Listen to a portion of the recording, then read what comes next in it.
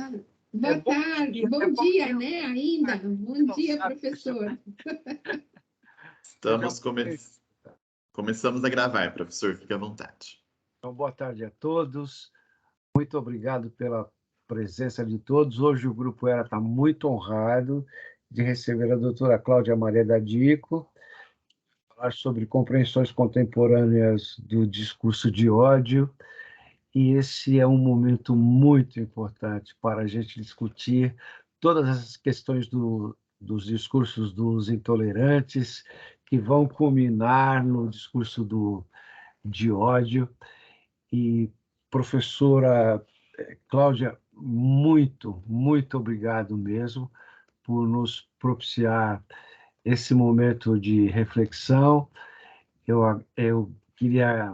Eu sei que a senhora é uma pessoa muito ocupada, ainda tem compromissos depois aqui, né?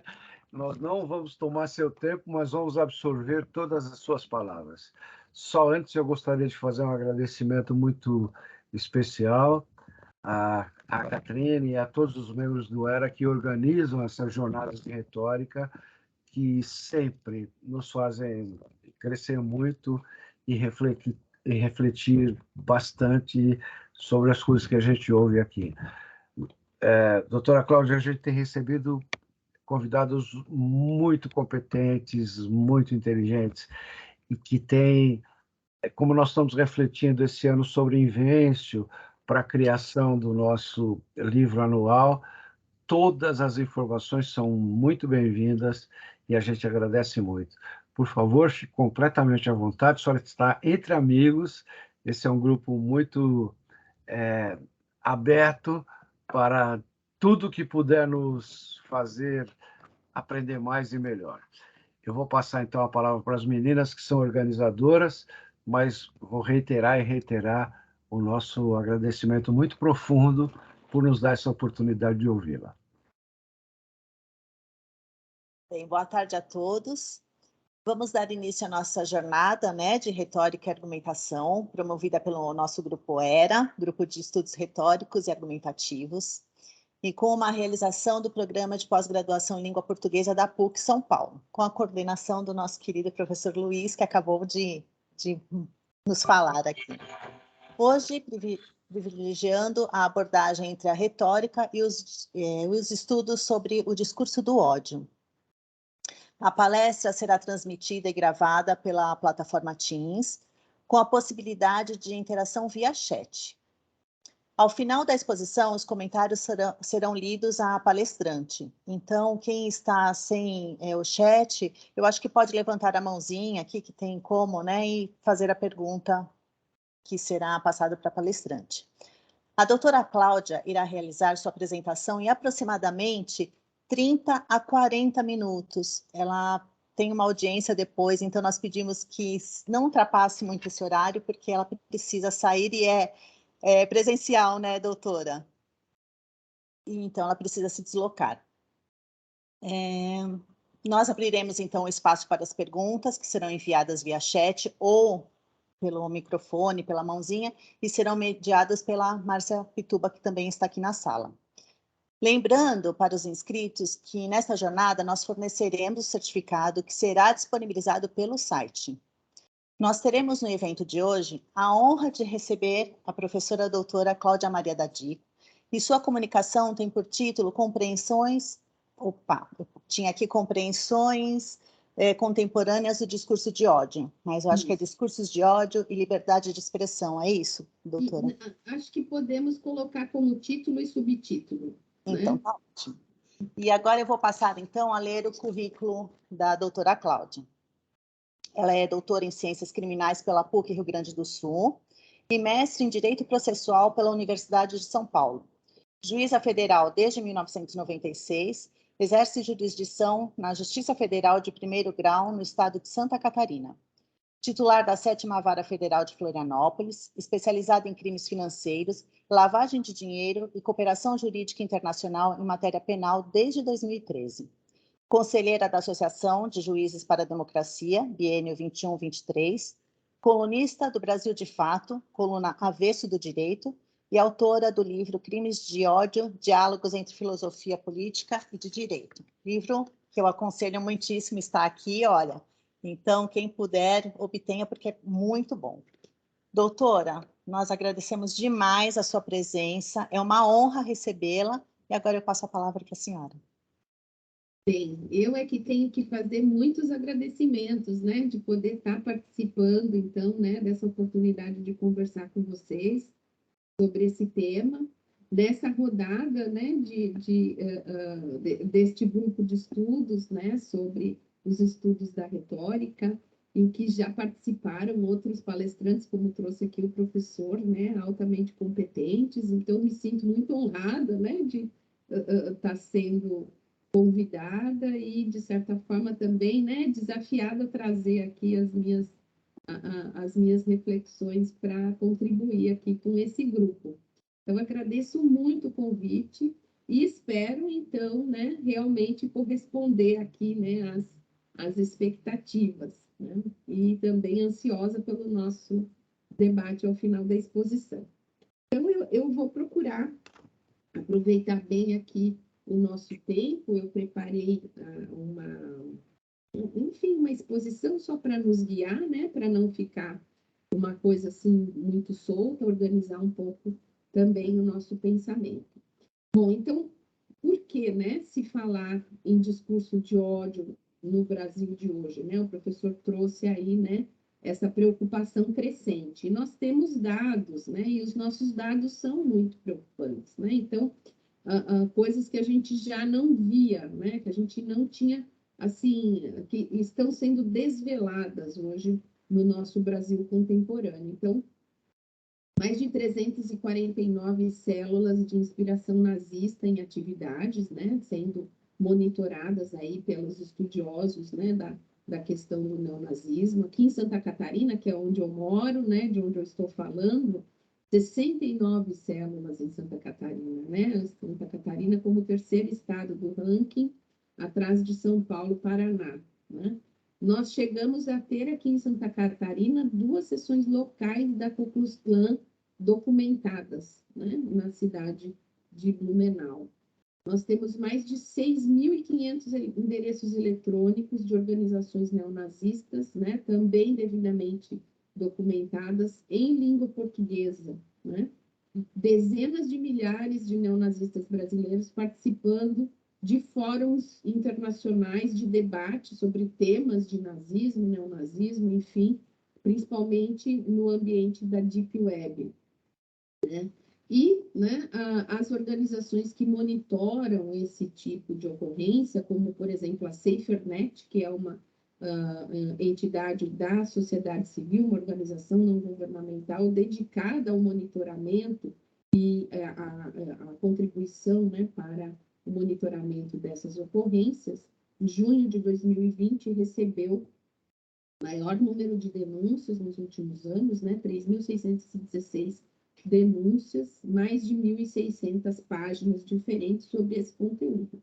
Então, né, cada vez mais a realidade nos surpreende, mostrando que esse não é um tema abstrato, um tema que gere algum tipo só de preocupações acadêmicas muito remotas. Na verdade, ele é um tema atual, ele é um tema da nossa contemporaneidade, da nossa realidade cada vez mais dura, né, no Brasil.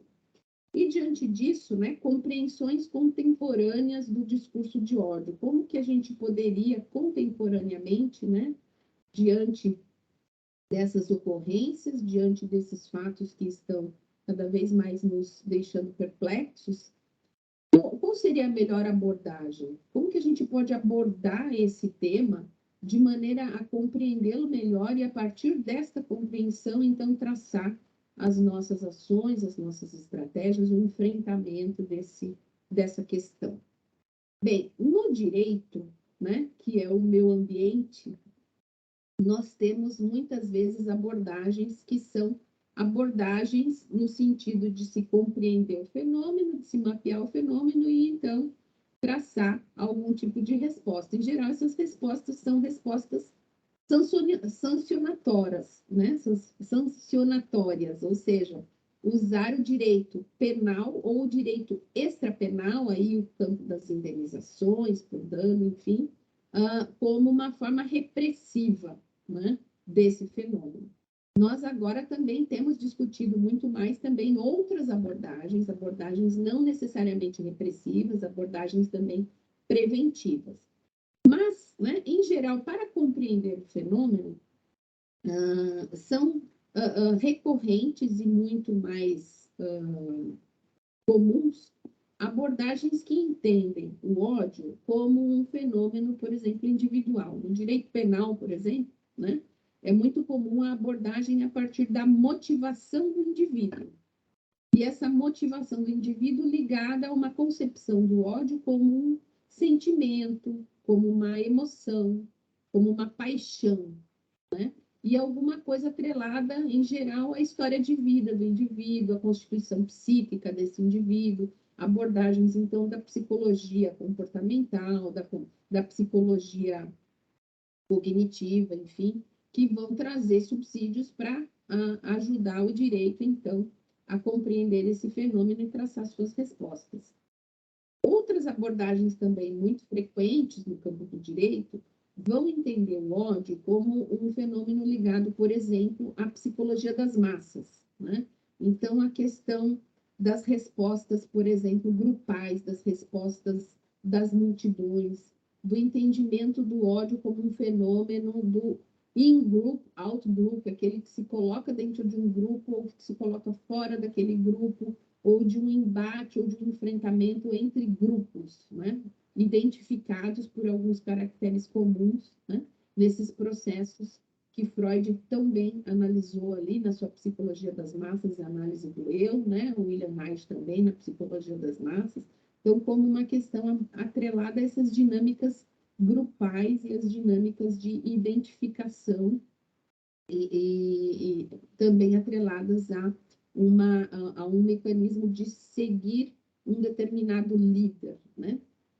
Outras abordagens que aí também podem nos ajudar, né, nos auxiliar, seriam as abordagens que vão, na verdade, dar um passo atrás para procurar compreender o ódio com uma perspectiva mais ampla, uma perspectiva mais ampliada, buscando ultrapassar, de certa forma, as abordagens que o entendem como fenômeno meramente individual ou meramente grupal, para entendê-lo como um fenômeno, na verdade, constitutivo e estruturante da própria ideia de Estado moderno, da própria história, né, dos Estados se constituindo aí como nações no Império, né, na era da modernidade e para nós do Sul global, especificamente, sob o impacto do colonialismo. Essa abordagem, que é a abordagem que eu preferi trazer no livro, né, que foi mostrado aqui, ela é uma abordagem que permite entender, e eu me valho aqui do referencial teórico de Michel Foucault, né, principalmente na sua obra, né, nas aulas que deu ali no ano de 76, né, e que foram agrupadas sob o título Em Defesa da Sociedade, em que ele vai traçar, né, e vai identificar um discurso historiográfico, né, a partir principalmente ali do século XI, que é um discurso historiográfico que vai traçar aí a constituição daquilo que ele chama de luta de raças. Claro que aí, né, ele vai usar o termo raça com um significado bastante distinto daquele que hoje nós conhecemos, mas que traz uma ideia de que a evolução histórica que resultou na própria constituição do Estado moderno, como nós o conhecemos hoje, envolve a noção de um embate entre grupos, de um embate entre raças, aí, né, grupos constituídos aí por identidade cultural, por seus idiomas, por sua história comum, por sua bagagem, enfim, na sua própria constituição, né, subjetiva enquanto grupo, e que vai envolver uma noção de antagonismo, uma noção de hostilidade, uma noção de supremacia.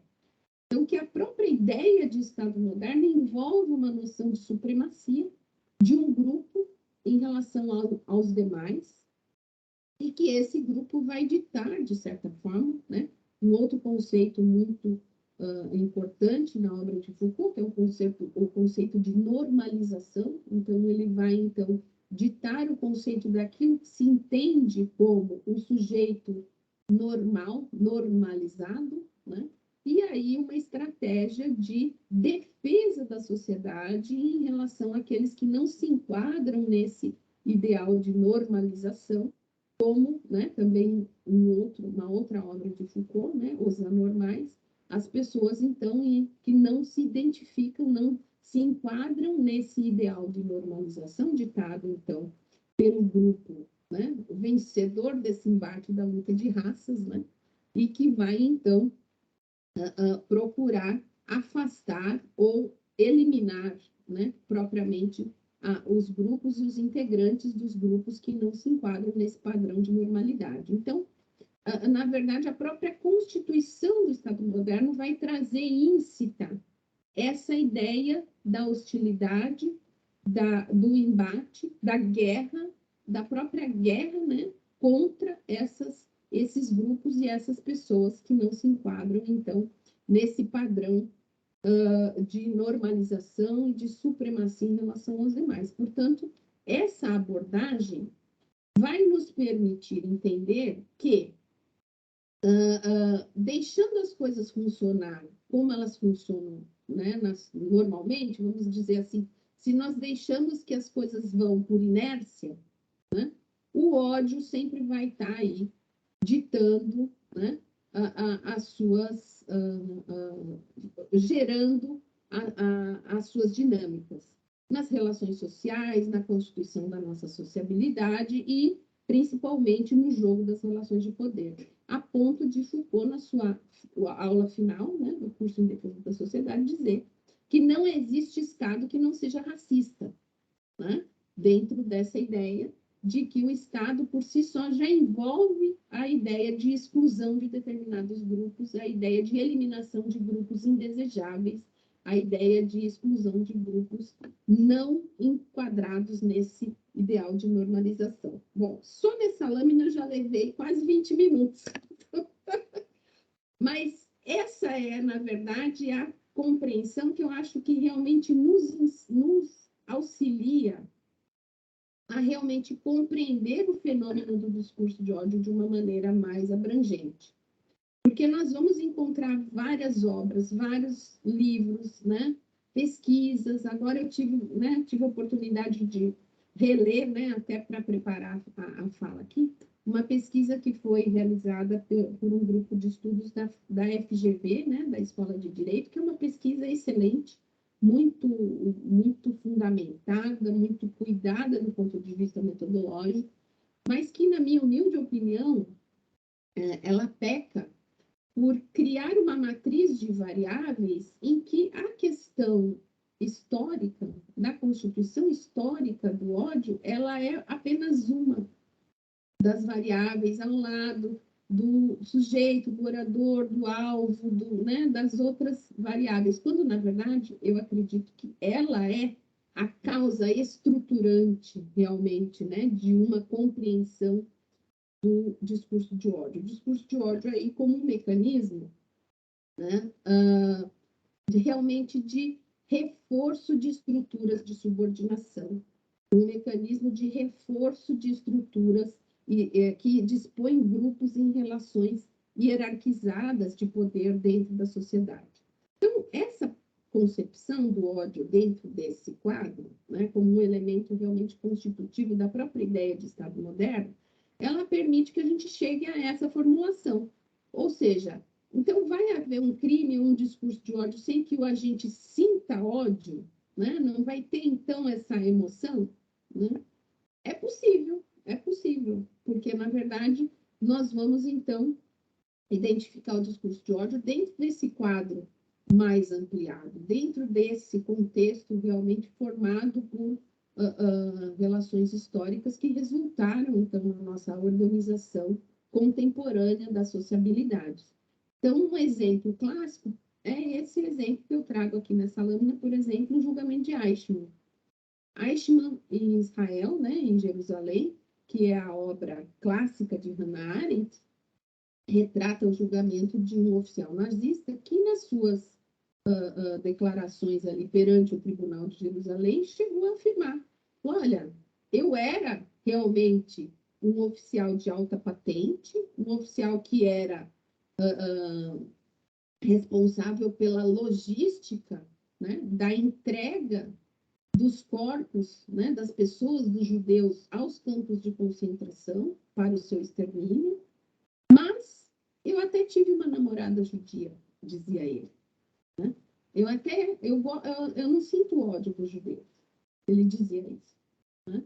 Então, na verdade, essa compreensão envolve necessariamente, né, esta análise mais abrangente e até coloca, de certa forma, num plano, num segundo plano, vamos dizer assim, não retirando, claro, né, a possibilidade de se abordar também a partir de causas individuais, né, mas colocando nesse quadro mais ampliado, né, essa compreensão do ódio como realmente algo que estrutura o nosso Estado, estrutura a nossa sociabilidade. E aí nós temos aí até uma distinção, né, porque no direito existe uma distinção, é preciso a gente saber de que ódio realmente a gente está falando, que é, afinal de contas, o ódio, até para não banalizar a expressão e não banalizar o conceito, né? Então, existe um conceito paralelo, né, ao ódio, que é o conceito jurídico de discriminação. A discriminação é outra dinâmica, diferente da dinâmica do ódio. A gente tem até autores que falam em ódio discriminatório, né? Mas são coisas distintas.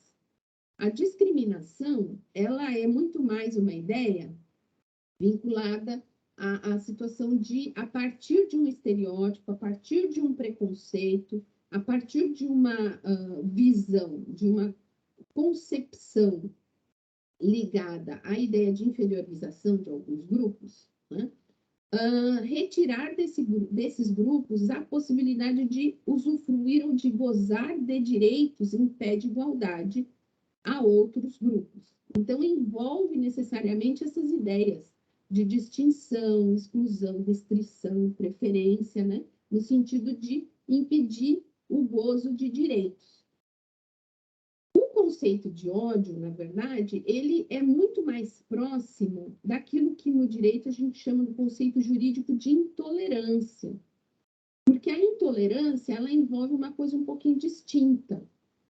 Ela envolve necessariamente a ideia de que aquele determinado grupo, ou aquele integrante daquele grupo, ele tem que ser eliminado da convivência social pela forma de ele existir, pela forma de ele se colocar no mundo.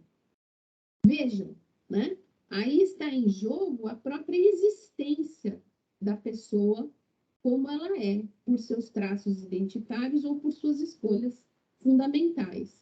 Então, é um registro um pouco distinto da discriminação.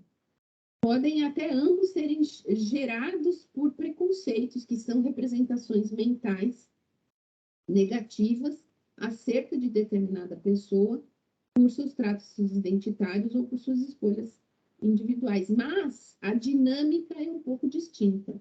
No caso da discriminação, nós estamos utilizando desse preconceito para excluir o gozo de direitos. Na intolerância e no ódio, nós estamos, a partir desse preconceito, negando à pessoa a própria forma de ela se colocar no mundo. E aí, a própria exclusão, né, do grupo da nossa sociabilidade.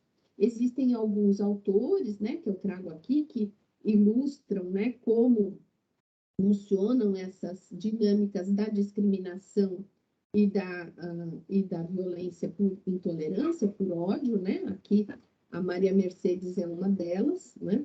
Ela traz essa violência exemplarizante, né? Então, por exemplo, na era dos linchamentos, ali final do século XIX, início do século XX nos Estados Unidos, a violência contra os negros recém-libertos da escravidão, no contexto do final da Guerra Civil dos Estados Unidos, né?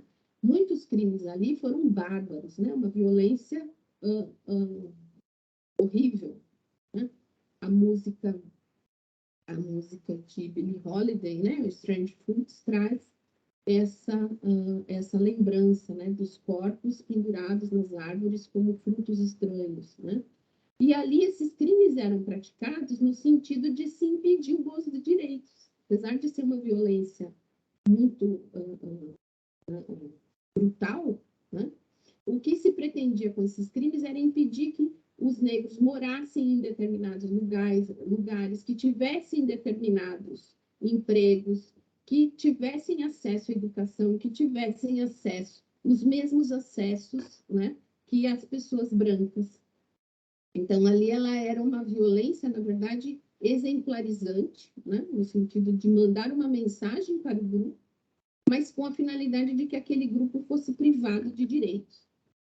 Ela compara esse fenômeno, por exemplo, com a violência contra os gays ali, já na década de 60 e 70, nos Estados Unidos, em que a violência ali, ela chama a onda do gay bashing, né, em que houve muitos crimes brutais contra pessoas homossexuais, travestis ou transexuais, mas no sentido de realmente suprimir aquela determinada identidade do contexto social. Então, ali ela faz essa distinção entre a violência discriminatória, que tem uma dinâmica discriminatória, e uma violência realmente por ódio, que é uma violência de exclusão, ou seja, aquele grupo não tem, né, como diria Foucault ali na sua obra, né, não tem o direito de existir daquela maneira, numa determinada sociabilidade, por não se enquadrar nesse padrão de normalização, que é o padrão hegemônico, né? E aí outros autores, Peralta, Perry, Wang, vão também partir dessa distinção. Agora, recentemente, a gente tem outros desenvolvimentos do ódio, né?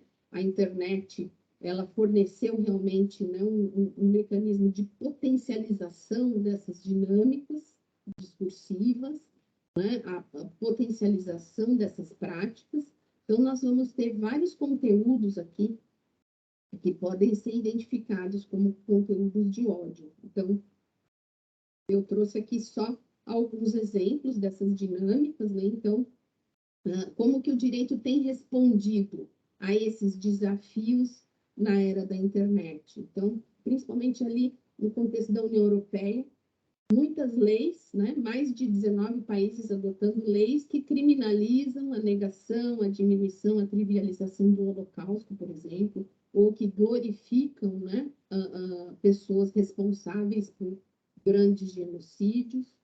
Ampliação de grupos protegidos, né? A gente tinha no início das leis que tratavam de discurso e crimes de ódio a proteção por alguns traços identitários, tais como raça, cor, etnia, origem nacional. Isso aos poucos foi sendo ampliado para abranger também outros grupos identificados, por exemplo, por orientação sexual, identidade de gênero, a questão de ser portador de deficiência, né?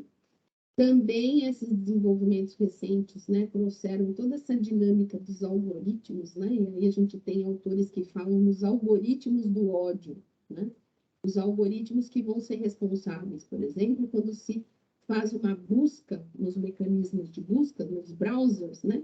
Então, se eu coloco ali pessoa negra, o retorno da busca sempre vão ser conteúdos negativos, conteúdos associados, por exemplo, à ideia de que pessoas negras são pessoas mais propensas à prática de crimes, ou se é uma mulher negra, corpos sensualizados, corpos atrelados à ideia de uma sensualização excessiva, no sentido de algoritmos, então, reforçando estereótipos que vão estar na matriz das dinâmicas de ódio. Atualmente, todo esse campo da desinformação, das fake news, né, também é um campo de muita preocupação. A Corte Europeia traçou um plano de ação, né, desde 2020, a Comunidade Europeia, na verdade, né, em que eles estão dando realmente um destaque a essa conexão entre o discurso de ódio e a democracia, no sentido de que o discurso de ódio, quando praticado, ele inibe os grupos que são alvo, né, que são suas vítimas, de uma igual participação no espaço público de formação da opinião pública e, propriamente, de participação no jogo democrático. Né? Nós vivenciamos isso muito aqui no Brasil. Né? Então, grupos identificados por né, raça, cor, etnia, que são simplesmente alijados, não só da participação no debate público, mas também da própria participação no jogo eleitoral. Né? Então, nós temos aí leis até que procuram trazer esses grupos, né, ações afirmativas no campo eleitoral, mas que estão tendo até uma utilização um pouco distorcida e muitas dificuldades. Né? No Brasil, né, esses desenvolvimentos recentes trouxeram a possibilidade de que o Brasil tenha, então, ingressado no campo da Convenção de Budapeste sobre crimes cibernéticos, né? Então, o Brasil aderiu, né? Aqui eu coloquei que o convite estava feito, mas esse ano o Brasil realmente aceitou o convite e ingressou, então, aderiu, né? Subscreveu a Convenção de Budapeste sobre crimes cibernéticos, então nós estamos integrados nesse texto normativo, que traz, né, aí alguns deveres para os países signatários no sentido de tomar medidas mais duras em relação a determinadas práticas de crime com o uso da internet. No direito internacional, nós temos aí muitos tratados internacionais de direitos humanos que vão ter, então, uma regulação sobre a questão do discurso de ódio. Todos esses tratados que eu estou elencando aqui são tratados que vão, em alguma medida, colocar obrigações para os países signatários no sentido de reprimir, né, determinados conteúdos que podem ser identificados como discurso de ódio. Então, o primeiro deles ali, o Pacto Internacional sobre Direitos Civis e Políticos. Esses tratados que eu estou trazendo nessa lâmina são todos no âmbito global, no âmbito da Organização das Nações Unidas. Né? Então, o pacto, no seu artigo 20, criminaliza, manda que os países criminalizem qualquer defesa do ódio nacional, racial ou religioso, né? Proíbam por lei esse tipo de discurso. Mas nós vamos ter outras convenções. Então, aí a Convenção para a Eliminação das Formas de Discriminação Racial, de discriminação contra a mulher, né? Dos trabalhadores migratórios, das pessoas com deficiência. E, por fim, aqui no âmbito interamericano, nós temos a Convenção Americana de Direitos Humanos. Das Américas, eu queria destacar, aproveitar aqui o finalzinho da minha fala, para trazer uma coisa importante, né, que é mais recente. Em janeiro agora desse ano, de 2022, o Brasil finalmente ratificou a Convenção Interamericana contra Racismo, Discriminação Racial e Formas Correlatas de Intolerância. Por que é importante essa ratificação? Pelo seguinte, tem algumas coisas que a gente tem que ter em mente. Primeiro, é que ela não foi ratificada como qualquer outro tratado internacional. Ela foi ratificada usando um processo legislativo que consta da nossa Constituição Federal, que é esse processo legislativo, né? Eu sei que é um pouco técnico, do parágrafo 3º do artigo 5º da Constituição, que diz o seguinte: os tratados e convenções internacionais sobre direitos humanos que forem aprovados em cada casa do Congresso Nacional, por 2 turnos, por 3/5 dos votos, serão equivalentes às emendas constitucionais. E foi o que aconteceu com essa convenção. Então, ela foi incorporada ao nosso direito no mesmo patamar das emendas constitucionais. Então, ela é norma constitucional desde janeiro desse ano. Tá? Né? Muito se questiona sobre as decisões, por exemplo, do Comitê de Direitos Humanos da ONU, se obrigam ou não obrigam o Brasil, né? Que efeito tem? Uns dizem que é um efeito meramente simbólico, outros vão dizer que tem efeitos jurídicos. Nesse caso dessa convenção, essa discussão nem se coloca. Ela foi incorporada como norma constitucional. Ela traz algumas questões muito interessantes que vão ter repercussões aqui no campo do discurso de ódio, né? Então, ela traz o conceito, por exemplo, de discriminação racial direta, que é aquela que é intencional, né? A discriminação indireta, que é aquela em que, ainda que a norma não tenha uma intenção de discriminar, ela tem um efeito discriminatório em razão da sua aplicação, né? E um conceito muito interessante que é o conceito de discriminação múltipla ou agravada, onde nós vamos ter uma situação de discriminação da pessoa pela incidência de vários critérios aí proibidos de discriminação. Então, por exemplo, raça, gênero e classe social, né? Todos incidindo sobre a mesma situação. Então, esse conceito é um conceito que, do ponto de vista do direito, é muito interessante. Traz também o conceito de intolerância, né, que eu já falei anteriormente, e incorpora para nós agora um conceito jurídico de racismo, um conceito constitucional de racismo, que vai então ser definido ali como teoria, doutrina, ideologia, conjunto de ideias que enunciam um vínculo causal entre as características fenotípicas ou genotípicas de indivíduos e grupos e seus traços intelectuais, culturais, de personalidade, inclusive o falso conceito de superioridade racial. E aí, o texto da convenção prossegue na sua definição. Então, vejam, né, a partir desse conceito, vou trazer um caso recente, aquele caso, por exemplo, do monarca, né, que defendeu publicamente que um partido nazista deveria ser legalizado no Brasil. Se debateu muito no campo jurídico se aquilo era uma opinião ou se era um discurso de ódio, né? Qual a diferença? Qual é é possível eu ter uma opinião de que se deve legalizar no Brasil um partido cuja plataforma envolve necessariamente o genocídio, né, de um contingente expressivo da população identificado aí por sua, enfim, por sua cultura, por sua religião, por sua sociabilidade? Eu acredito que esse conceito de racismo, né, que já traz embutido o falso conceito de superioridade racial, vai nos dizer que aquilo não era uma opinião tolerada, né, no nosso debate público, e sim um discurso de ódio, que envolve necessariamente, né, de forma íncita, a ideia de superioridade racial. E eu acredito que esse conceito trazido pela convenção nos auxilia a chegar a essa compreensão.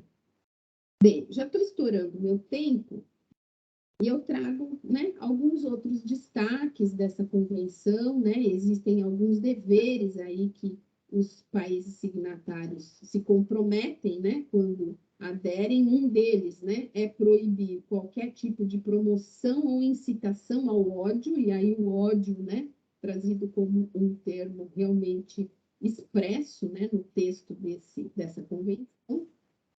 E o artigo 7º é um pouco paralelo ao nosso tema, mas é uma coisa interessante, porque o Brasil também se comprometeu, ao aderir a essa convenção, a revogar ou reformar toda a legislação que constitua ou produza racismo, discriminação racial ou formas correlatas de intolerância. Vejam aí, né, a dimensão do compromisso que foi assumido pelo Brasil na ordem interamericana, no sistema interamericano de proteção de direitos humanos, né?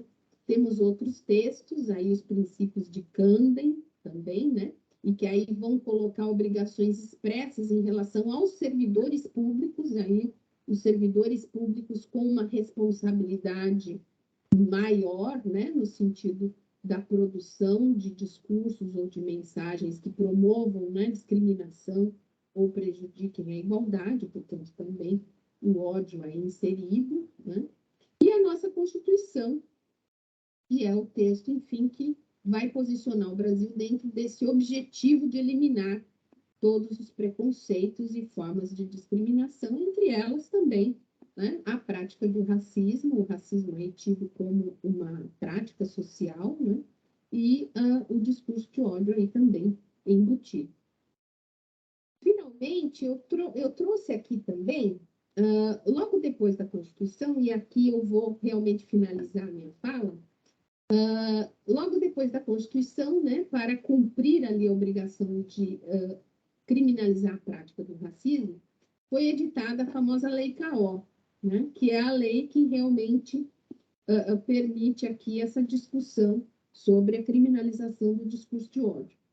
E eu trago só essa evolução lenta da Lei K.O., porque ela começou muito tímida, né, apenas criminalizando a prática da discriminação. Ela não, na sua edição original, ela não criminalizava o discurso racista. Isso foi sendo gradativamente incorporado e foi gradativamente ampliado. Então, eu acho que a evolução da Lei K.O., a evolução histórica dela, nos dá um suporte também para afirmar, né, que essa compreensão do ódio como um elemento estruturante do Estado moderno, como um elemento estruturante da nossa sociabilidade, mostra a dificuldade, né, de termos realmente uma legislação que seja uma legislação realmente eficaz, operativa, consistente, né? Nossa legislação, ela é fruto, assim, ela tem passos claudicantes, vamos dizer assim, né? No sentido de proteger efetivamente, né, as minorias em sua dignidade dos efeitos do discurso de ódio. E a evolução dessa lei vai nos mostrar, né? Começa em 89, depois 90, depois 94, depois 97, depois em 2010, o Estatuto da Igualdade Racial. Agora, muito recentemente, né, foi, se não me engano, 2019, que o Supremo Tribunal Federal ampliou para incluir também, né, a homofobia, a transfobia no âmbito da legislação. Então, tudo aqui no Brasil muito fruto de muita luta, de muita resistência, de muitos movimentos contrários, né? Temos aí algumas outras legislações também do período posterior a 88 para corroborar essa ideia de que tudo aqui é muito batalhado, né, no sentido de se ter efetivamente uma boa definição jurídica do que seja o discurso de ódio entendido, né, dentro dessa ideia, de forma distinta dos crimes de discriminação, e também uma proteção que seja realmente efetiva, né? Eu chego aqui a um conceito, né, do discurso de ódio, um conceito um pouco abrangente. Vocês vão ver que é um conceito um pouco mais abrangente no sentido de incluir, né, todas as formas de comunicação, né, formas verbais e não verbais, né? E aí todos os verbos, né, emboscar, aterrorizar, ferir, humilhar, sempre dentro dessa ideia de que seria admissível uma hierarquização das pessoas em função do seu pertencimento, né, real ou suposto a algum grupo, né? E aí os critérios todos, né, de identificação desses grupos pretensamente subordinados, né, pretensamente inferiores, né, dentro dessa ideia de supremacia que coloca aí o ódio como esse elemento constitutivo, né? Então, característica genética, deficiência, estado de saúde, né, status deslocado, enfim, todas essas situações. O dano causado, né, pelo discurso de ódio, por um ambiente que naturaliza, que é demasiadamente permissivo ao discurso de ódio, né, sempre que a gente tem que respeitar a liberdade de expressão, isso não tem nenhuma dúvida, né? Mas o Jeremy Waldron, que é um pensador norte-americano, vai trazer, né, que a gente se acostumar com o discurso de ódio é como se a gente se acostumasse a uma sociedade, por exemplo, que emite uma quantidade muito grande de gases tóxicos. Em algum momento, isso vai trazer aí efeitos praticamente irreversíveis, né? Então, no sentido de impedir esses grupos de gozar em igualdade de condições, né, do seu direito à dignidade. E aí temos alguns projetos de lei, né, sobre esse tema, buscando, enfim, melhorar a nossa legislação. e algumas contribuições também das cortes internacionais, no sentido de apontar que o sistema de justiça brasileiro ainda tem déficits, né? Ainda não apresenta aí, né, uma performance adequada, né, para proteger a população e os integrantes, né, desses grupos que são costumeiramente alvos de discurso de ódio de maneira mais eficaz. Então, seria isso, tá, pessoal? Espero aí ter colaborado. Passei um pouquinho do que eu tinha me proposto, que eram só 40 minutos, acho que fomos aí para quase 50, mas espero aí que tenha contribuído aí, né, nessa reflexão. Professora, nós só temos a agradecer, nós gostaríamos muito, imensamente, de agradecer a sua disponibilidade hoje, principalmente no horário de almoço. Nós sabemos que é um horário um pouco complicado, mas o Grupo ERA é constituído, em sua grande maioria, por professores. Então, foi a forma que nós achamos de viabilizar os nossos encontros, as nossas reuniões. Mas nós gostaríamos de agradecer imensamente a sua presença aqui.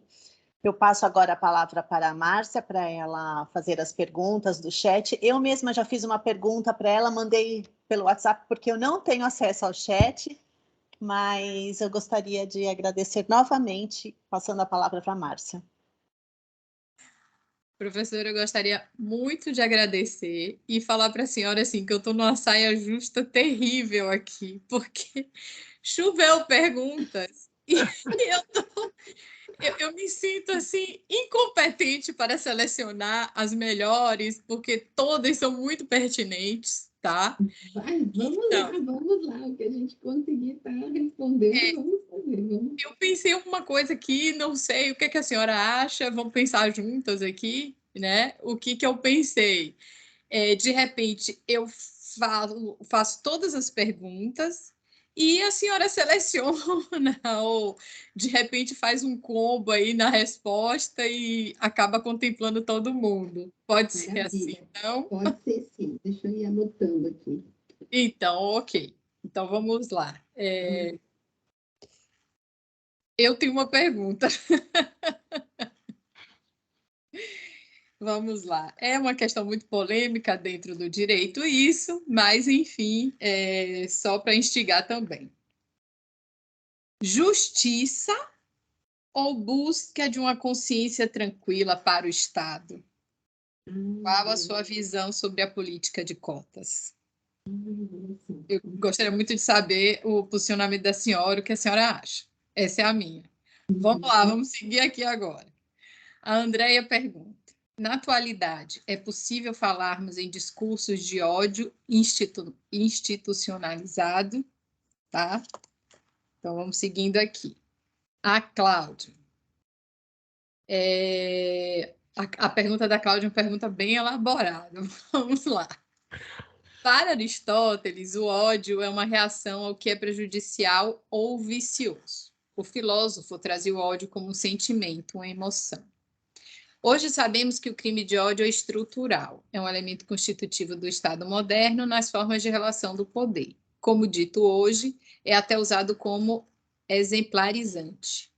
Como nos desvincular de uma tese como a trazida por Aristóteles para que o banimento destes discursos, que acabam por tratar o ódio como supremacia de um determinado grupo em detrimento do outro? Vamos lá agora. O professor Rubens, querido, muito obrigada, Rubens, por estar presente. Ele também tem uma pergunta. O feminicídio, né, que é tratado pela Lei Maria da Penha, seria fruto de um discurso de ódio ou um desdobramento? E a Cláudia Buchain fez... ela tinha uma mensagem, qualquer coisa eu falo no final, ela ainda não conseguiu me mandar, porque ela ficou sem luz em casa e foi um pouco interrompida aí. Mas pode mandar, Cláudia, daqui a pouco eu leio.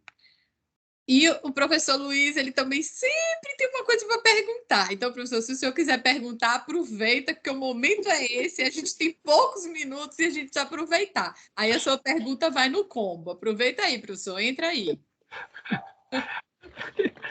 Eu posso dizer, antes, e agradecer muito a doutora Cláudia pelo brilhantismo, pela lucidez, pela competência oratória e de condensar tantas ideias em tão pouco tempo.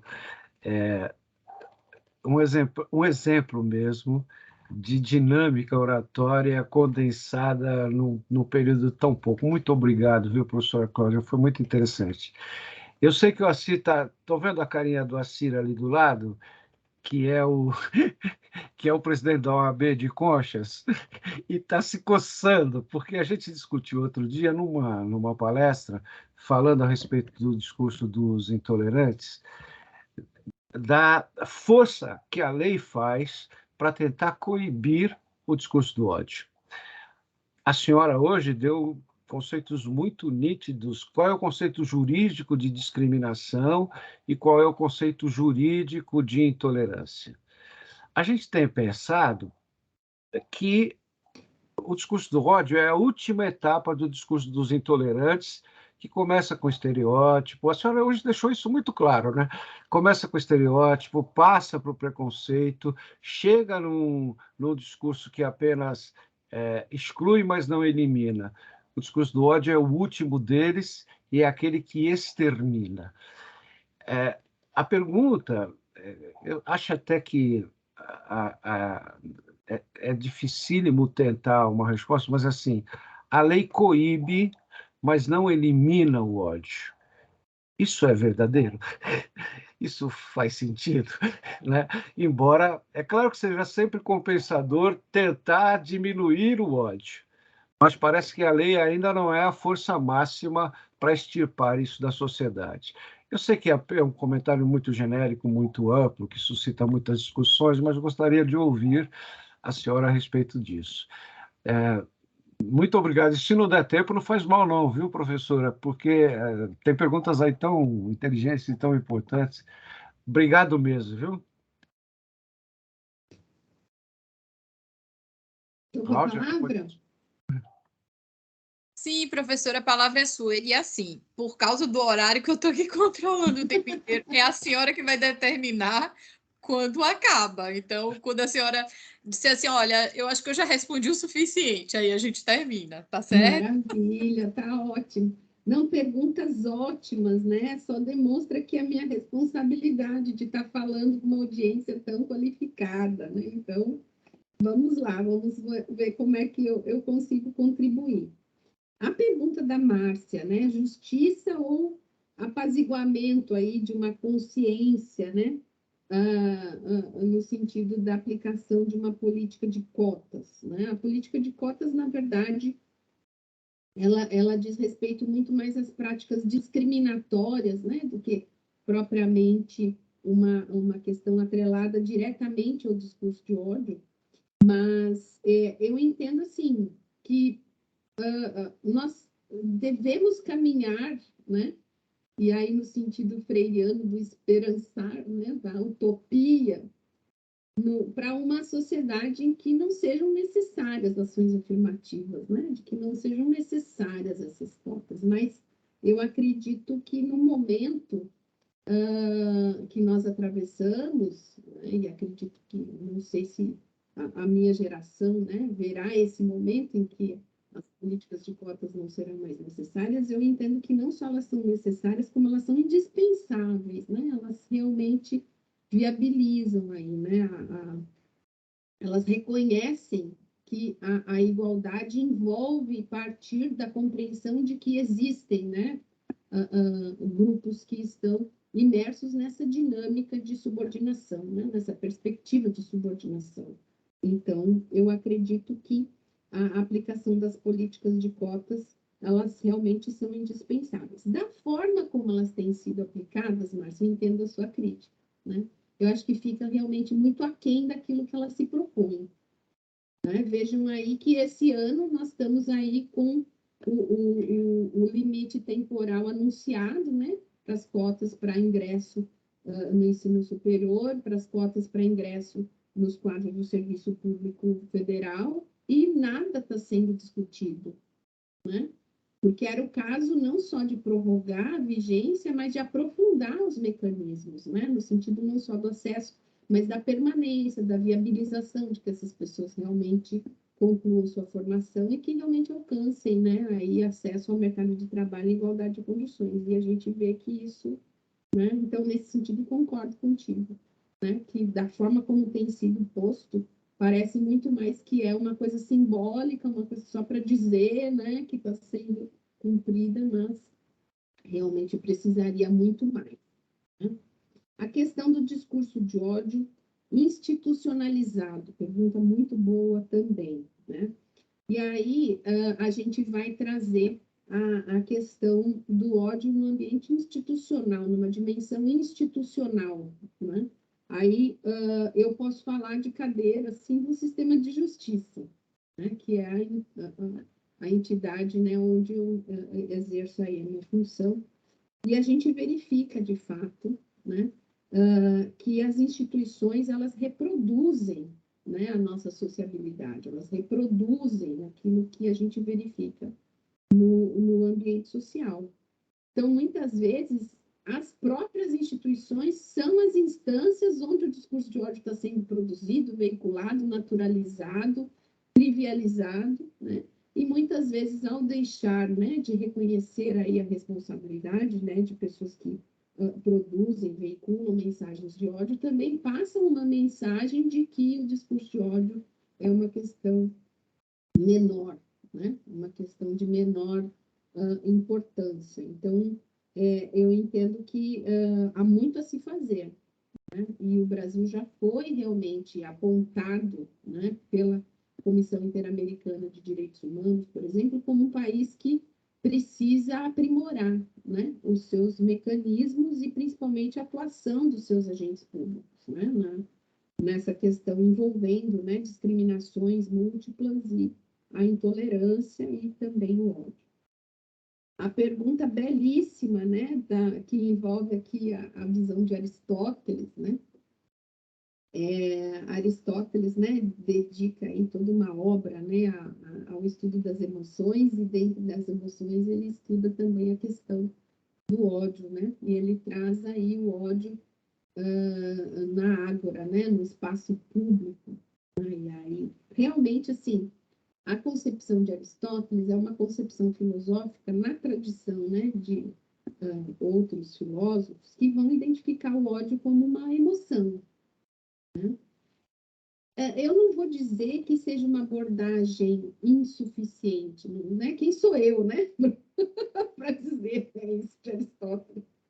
Mas, na verdade, ela é uma forma de encarar, né, de abordar o fenômeno, né? Na linha de Aristóteles, por exemplo, a gente vai ter também Spinoza, né? Spinoza vai trazer também, né, no seu tratado sobre os afetos, todo um estudo sobre o ódio como um afeto triste, né? Aquele afeto que reduz a potência de vida, né, das pessoas. Eu acho muito interessante essa abordagem de Spinoza, né, como sendo o ódio um afeto dos impotentes, né? Eu acho isso muito interessante, assim, do ponto de vista filosófico.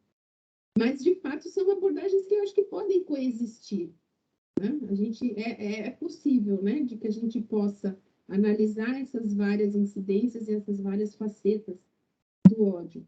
Mas eu entendo que aquela que realmente apresenta para o direito, na sua pretensão de regulação das relações sociais, né, numa visão um pouco mais ampliada, para o direito, a visão que encara o ódio como um elemento realmente estruturador, né, das relações sociais e das relações de poder, aquela que vai realmente atender melhor a sua finalidade. Eu acho que cada abordagem ela é útil para finalidade que ela se propõe, né? Eu acredito que para o direito, essa abordagem um pouco da filosofia política, da ciência política, das ciências sociais, é a que mais nos auxilia a dar uma resposta um pouco mais adequada.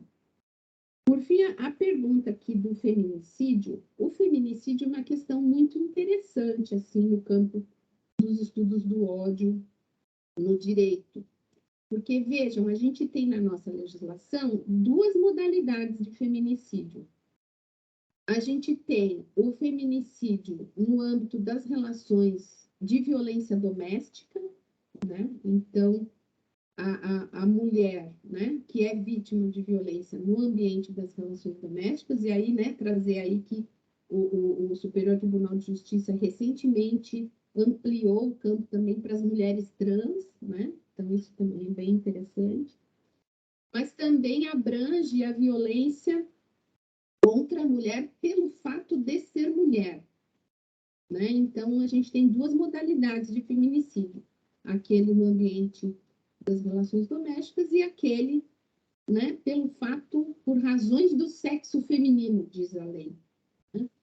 Então, a gente pode colocar, por exemplo, as ativistas feministas, né, que são alvo, por exemplo, de violências ou mesmo de assassinatos, enfim, pela sua militância. Né? Então, ali também estaria dentro do conceito de feminicídio. Há alguns estudiosos do ódio que vão entender que para a gente ter um crime de ódio, e aí, né, as formas criminalizadas de discurso de ódio também dentro desse conceito, a gente precisaria ter uma ideia de uma vítima, como é que se chama? Fungível. O que é o fungível, né? Aquela vítima que pode ser trocada. Então, no sentido de ser uma mulher qualquer, pelo fato de ser mulher, ela vai ser alvo, então, do feminicídio. Então, tem quem entenda que no campo da violência doméstica, por exemplo, não é uma mulher qualquer, é aquela mulher que o homem identifica como a sua mulher, a sua posse, e que, portanto, ele pode fazer o que ele quiser com aquele corpo, porque aquele corpo é propriedade dele, né? Aí ela é identificada demais, né? Então, tem alguns autores que entendem que esse campo da violência doméstica não seria própria, seria uma outra manifestação de violência, mas não uma violência por ódio, nesse sentido de que a vítima não teria uma fungibilidade da vítima. Eu não concordo com essa visão. Né? Eu acho que no nosso contexto caribenho e latino-americano, né, em que a violência contra a mulher, né, ela se assemelha, e aí eu trago aqui a Julie Fauquet, que é uma pensadora francesa, né, que fez um mapeamento da violência aqui, né, Caribe e Latinoamérica, ela mostra que a violência contra a mulher, no nosso continente, ela se assemelha a técnicas de guerra. Né? Então, por exemplo, há contextos em que o marido ele vai se utilizar, por exemplo, da toalha molhada para golpear o corpo da mulher para não deixar marca. Isso é técnica de tortura, né? De exércitos, de polícias, né? Que são utilizadas às vezes em contextos bélicos, né? Então, eu entendo que no nosso contexto, né, latino-americano e caribenho, né, o ódio à mulher, ele é um elemento constitutivo da nossa sociabilidade. Né? Então, dentro dessa ideia do ódio como realmente um fator que estrutura, né, nossas relações sociais e de poder. Então, aí inserido também a violência doméstica. Né? Então, aqui ele pergunta, né, se é um fruto ou um desdobramento do ódio. Eu acredito que o feminicídio e o discurso de ódio contra a mulher, né, ele é uma manifestação, né, do ódio. Então, nem fruto, nem desdobramento, ele é o ódio puro, ele é o próprio ódio. Né? Então, eu entendo dessa maneira, até no meu livro tem uma parte ali que eu vou defender essa ideia, né, de que o feminicídio é realmente um crime de ódio, né, e o discurso de ódio contra a mulher, seja no ambiente, né, doméstico, seja no ambiente político, social, enfim, ele também se enquadra dentro dessa ideia, principalmente no nosso contexto aqui, né, do sul global, caribenho e latino-americano. E, por fim, a pergunta do professor Luiz, né, que a lei faz uma força tremenda aí, né, para eliminar o ódio, né? Mas ela não elimina, né? O que a pergunta do professor é uma pergunta de filosofia do direito, na verdade, né? O que pode a lei, né? Qual é a força da lei, diria Derrida, né? A lei não elimina o ódio. A lei nunca vai eliminar o ódio. Na verdade, às vezes a lei até produz o ódio. A lei é uma instância produtora do ódio, muitas vezes. E principalmente a sua aplicação, né?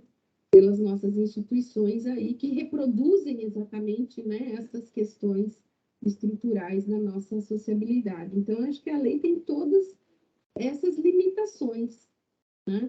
A melhor abordagem para o enfrentamento do ódio, né, eu acredito que ela vai muito além da repressão, né? A repressão e o direito penal, principalmente, ele é um veículo muito imperfeito, né? Ele é um veículo muito pesado, muito inadequado. Muitas vezes as respostas que ele dá vão ser respostas assim que vão demorar anos ali para se alcançar realmente algum tipo de resposta, né? Então, eu acho que o esforço da sociedade tem que ser no outro sentido.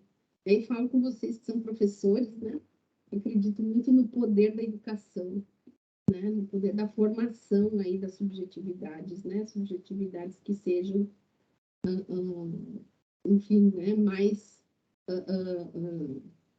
afeitas, né, aí à diversidade, a importância da diversidade na constituição das nossas sociedades, né, da nossa pluralidade, né, de existências. Então, eu acredito no poder da educação e acho que as leis podem auxiliar, mas elas nunca vão eliminar o ódio. Então, eu tenho essa compreensão, professor. Não sei se eu lhe decepcionei aqui com a minha resposta, mas a gente faz o possível. Absolutamente não, professora. Uma das forças primordiais da retórica está justamente na sua função pedagógica. E se for aplicada na educação desde o princípio, evidentemente ela é atenuante para todos esses discursos e para que a gente hoje está difícil de compreender fake news, não é?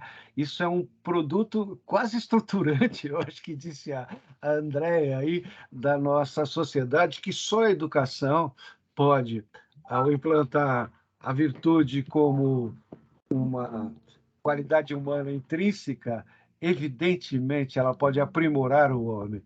A sua resposta foi maravilhosa, foi maravilhosa. Confiar num estatuto educacional muito necessário para formação, e você até usado, e formatação do homem virtuoso. Aí acho que a gente consegue aprimorar muito o nosso ser e estar no mundo. Muito obrigado, viu, professor? Obrigado mesmo. Eu que agradeço muito, né, aqui a oportunidade de estar com vocês e estou sempre às ordens, né? Sempre que quiserem, enfim, que a gente, né, aprofunde algum aspecto ou que traga alguma outra questão, né? Eu estou à disposição aqui para a gente poder fazer essas conversas aqui na hora do almoço. Muito obrigada, professora. Eu vou concluir a minha participação com a leitura de uma mensagem bem carinhosa que uma colega mandou. Explanação excelente, a Cláudia Buchain, ela está aí presente. Explicarei e divulgarei a meus alunos a ratificação do Brasil na Convenção Interamericana contra o Racismo, a discriminação racial e formas correlatas de intolerância. Importante divulgar o repúdio à intolerância. Professora, muito, muito obrigada. Vou passar a Catrine, que ela vai fazer, vai dar a palavra aí para quem quiser me dar fazer as considerações finais. A gente está a 2 minutos de terminar para não atrasá-la. Vamos ser pontuais, britanicamente pontuais. Muito obrigada. Eu só gostaria de agradecer mais uma vez e para a Cláudia Mastromauro, que vai fazer o fechamento. Obrigada, professora, doutora Cláudia. Obrigada, Catrine, muito obrigada. Obrigada, Márcia, também. Devido ao adiantado da hora, né, como combinamos, então encerraremos. É uma pena, porque nós acredito que posso responder por todos. Passaríamos aqui à tarde ouvindo a senhora falar. Muito obrigada e pode ter certeza que contaremos com a senhora muito mais vezes. Muito obrigada. Eu que agradeço. agradeço muito e foi uma honra tremenda estar com vocês aqui. A honra foi nossa. Muito obrigada. Obrigada. Boa tarde a todos. Uma boa tarde. Obrigado.